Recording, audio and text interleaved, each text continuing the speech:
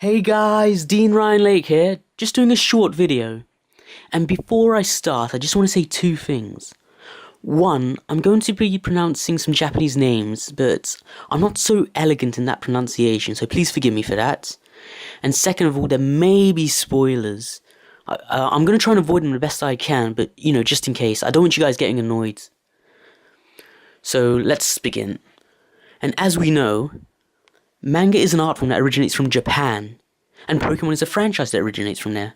So it is no surprise that there have been Pokemon manga over the years. Some of which I can think of as being the Electric Tale of Pikachu manga, Pocket Monsters, Pokemon Rebirth, Magical Pokemon Journey, among others. But the most popular one of all is Pokemon Adventures, also known as Pokemon Special in Japan, which has sold, since its conception, around 150 million copies worldwide, which does prove how popular it is. So yes, years ago, I believe in the late 90s, it was created by Hidenori Kusaka, and the first 9 volumes were drawn by a manga artist called Mato. But she could only do the first 9 volumes, as I said, because she ended up suffering from an illness which prevented her from using her drawing hand.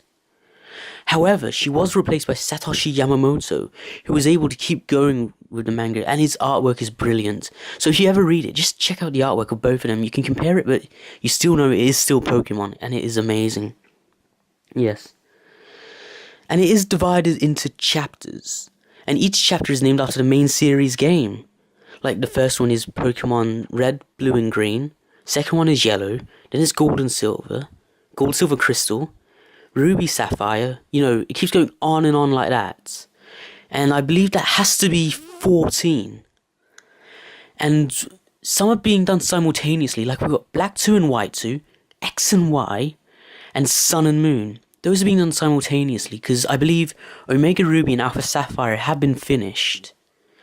But yeah, it is hard, because the games do get released pretty quickly now, so you have to feel for these guys, but they do awesome work anyway.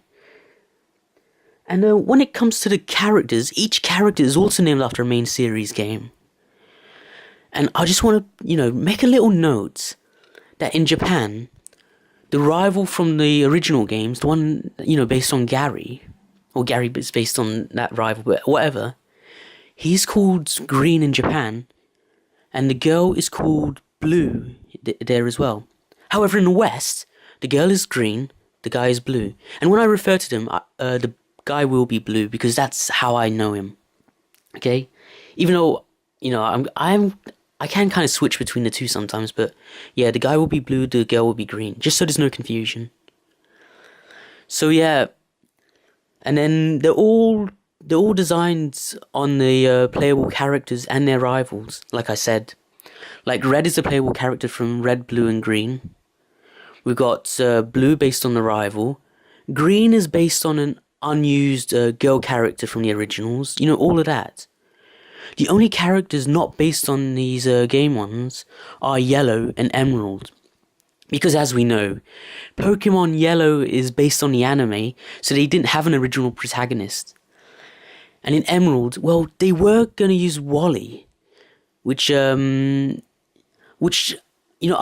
didn't like it at first, then I liked it, and then they brought Emerald, and I thought, Emerald is such a cool character. He is hilarious, so, no complaints from my side. Oh yes, and these main protagonists, they are called Dex holders, because they're the only ones who possess Pokedexes. Because unlike the anime, the Pokedexes are really rare, and they're entrusted by the professors to, exceptional Pokemon trainers, should I say. Yeah, so, the Dex holders, they got these Pokedexes, and it is just... These Pokedexes are really rare, they help evolution and stuff like that. I mean, it's so similar to the games. And actually, the Pokemon Adventures manga is, it's one of Satoshi Tajiri's favourite, if not his most favourite adaptation of Pokemon. He's described it as being the closest thing he's imagined his world to ever being. So I would really recommend reading it, especially when you compare it to the anime. It is so dark. I mean, we've had an Arbok being cut in half. We've had, it's kind of spoilers. Well, I won't mention who the trainer is, but we had a Cloyster kill 2 Magma, and we have had some edits for the West. Like, we've had a Green hiding Pokeballs down her top, we've had Crystal getting slapped by her mother, and we had Ruby being affronted by his father. I mean, yes, some of those have been edited, which I don't really agree with, but, you know, that's just how it is, really. So yeah, and yeah, a major difference as well to the anime and the similarity to the game is that legendary Pokemon can be captured like regular Pokemon. I mean, if we all remember the second movie, it's been stated that you cannot capture legendary Pokemon because they're needed to balance the world or something. But in the games, in the manga, you just capture them like regular Pokemon. Though I suppose in the game, it's not as damaging because, you know, you carry them around and you use them in your team. But yeah, the manga is really brilliant. Pokemon Adventures, Pokemon Special, whatever you want to call it. It is an absolutely fantastic manga and I really recommend to read it. And it's much easier to acquire than it was years ago. Like, I actually own quite a collection myself. So anyway, that's the end of my video. Quite short. Next time I could probably go into more detail about all this. But yeah, I hope this encourages you to read the Pokemon Adventures manga. And I really, really thank you for watching this video.